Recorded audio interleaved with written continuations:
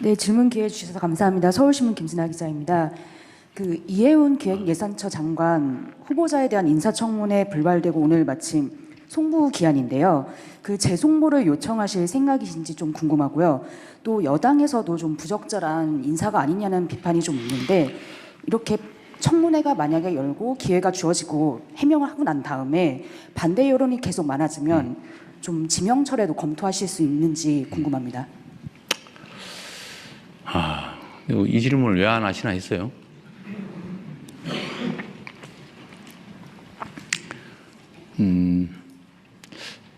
참 어렵습니다.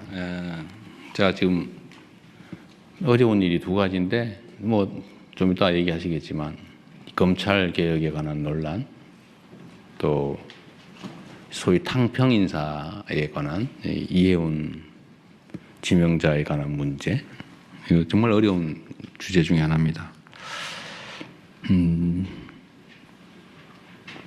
직설적으로 얘기를 하면 이해훈 지명자에 대해서 어떻게 할지는 아직 결정은 못했어요. 안녕하세요. 저는 자동매매 프로그램 개발자 김이나입니다. 근데 아쉬운 거는 본인의 이야기를 공개적으로 들어볼 기회를 갖고 그 청문 과정을 본 우리 국민들의 좀 판단을 제가 들어보고 좀 그렇게 판단하고 싶었는데, 결정하고 싶었는데 그 기회마저 봉쇄돼서 본인도 아쉽겠지만 저도 참 아쉽습니다. 문제가 있어 보이긴 해요. 그리고 우리 국민들께서도 문제 의식을 가지시는 부분도 있습니다. 그리고 저로서도 아쉽기도 하죠. 그러나 그에 대해서 본인의 해명도 또 들어봐야 되는 거 아닌가요? 그게 공정하죠. 그리고 저는 이제 재판을 많이 참여하면서 평생 살아온 사람이라 우리 의뢰인 쪽 얘기를 제가 잘 정리를 해가지고 이제 판사를 설득하는 일을 평생을 해왔잖아요. 직업으로. 이 원고 측 유능한 대리인이 써놓은 걸 읽어보면요, 100% 그 사람 말이 맞아요. 그런데 피고 측이 써놓은 유능한 변호사가 써놓은 주장을 잘 읽어보면 100% 맞아요. 그래서 두 사람 얘기를 다 들어보면 판단이 좀 서요. 양쌍방의 얘기를. 그래서 재판제도가 원래 공격 방어가 중요해요. 그래서 한쪽 얘기만 듣고 판단하는 거는 그리 바람직하지 않더라. 저는 하도 저 자신에 관한 이야기, 왜곡된 가짜를 많이 들어봐서 제가 그런 신념이 생겼어요. 사람의 말을 듣고 판단하지 않는다. 제가 아주 가까운 사람 얘기를 잘 안 믿어요. 근거가 뭔데? 이쪽 입장은 뭔데? 자꾸 물어보죠. 그래서 제가 레드팀 이런 거 좋아해요. 반대쪽 얘기를 꼭 들어보려고 그래요. 근데 한쪽 얘기도 위험하거든요.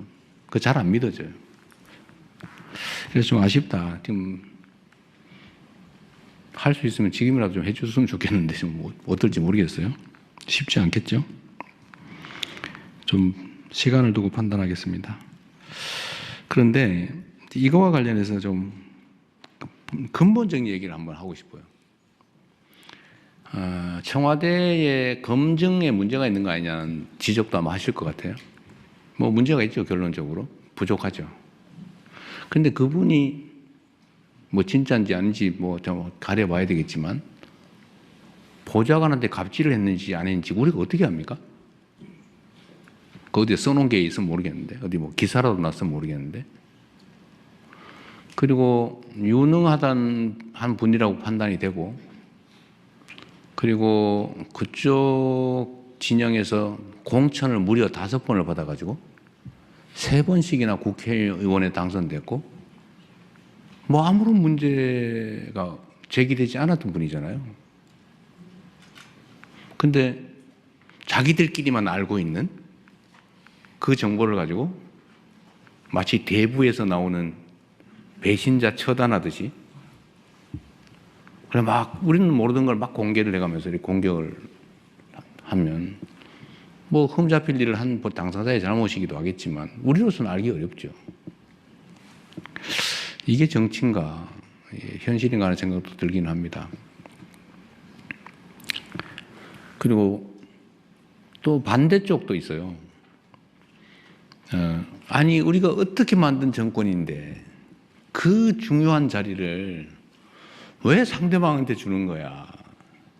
섭섭해. 지지 처리할 거야. 이런 분도 계시죠. 그럼 이해가 되죠. 지금까지 그랬으니까. 그런데 대통령은 아마 노무현 대통령께서도 겪었던 참 큰 고민이고 어려움이었던 것 같아요. 제가 그렇게 하겠다는 건 아닌데, 대통령은 당선될 때까지는 한쪽 진영의 대표인 게 분명한데, 당선된 순간부터는 전체를 대표해야 된다. 이게 저희 확고한 생각이에요. 그러나 출신이나 그러니까 대표하던 진영, 또 그 진영의 가치, 지향, 신념 이런 건 변하지 않죠. 예를 들면 칼 쓰는 민족, 종족하고 활 쓰는 종족이 싸워서 칼 쓰는 종족이 이겼다고 해도 모두가 칼만 써 이렇게 할 수는 없잖아요. 필요하면 활도 쓰고 칼도 쓰고 창도 쓰고 그러는 거죠. 그래서 이 기본을 잃지 않되 모두가 함께 갈 수 있는 길을 최대한 찾아보자. 제가 강요 임명이나 우리 청와대 참모들을 꾸리는데 압도적 다수는 우리의 생각과 가치, 지향을 함께하는 같은 색깔의 같은 진영의 사람이잖아요. 근데 그렇게만 하면 어떻게 해요? 그래서 이제는 우리가 휘둘리지 않을 정도가 됐으니까 우리가 다른 의견도 좀 반영도 좀 하고, 특히 경제 분야는 소위 보수적 가치가 또 보수적 질서가 또 중요한 측면도 있고, 그래서 우리가 좀 점검을 해가면서 가자. 다양한 사람들의 목소리도 좀 듣자. 그리고 통합이라고 말만 하는데 실제로 좀 기회를 같이 조금이라도 나누어서 함께 하자. 그래서 한번 시도해 본 건데, 이제 물론 소수가 있죠. 다른 장관도 계시고, 다른 위원장도 계시고, 참모들도 있고 하긴 한데, 이번 이혜훈 장관 지명자 문제는 이렇게 극렬하게 저항에 부딪힐 줄은 몰랐습니다. 이 정도일 줄은 몰랐어요. 좀 어렵습니다. 어려운데, 하여튼, 우리 국민 여러분께서도,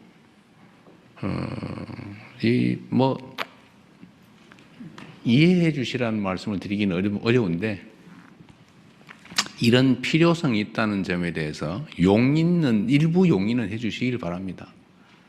우리가 편을 갈라가지고 싸우긴 했지만, 이제 싸움은 일단 끝났고, 이제는 함께 모두를 대표하는 그런 통합된 나라로 가야 되고, 그게 대통령이 해야 될 가장 중요한 직무인데, 사실은 필요한 만큼 못하고 있다고 저는 생각합니다. 그러니까 필요 최소한을 나름 시도하고 있다. 참 어렵네요. 저는 이렇게 많이 문제될 줄 몰랐어요. 앞으로 우리가 인사를 하는데도 참고해야 될 것 같습니다.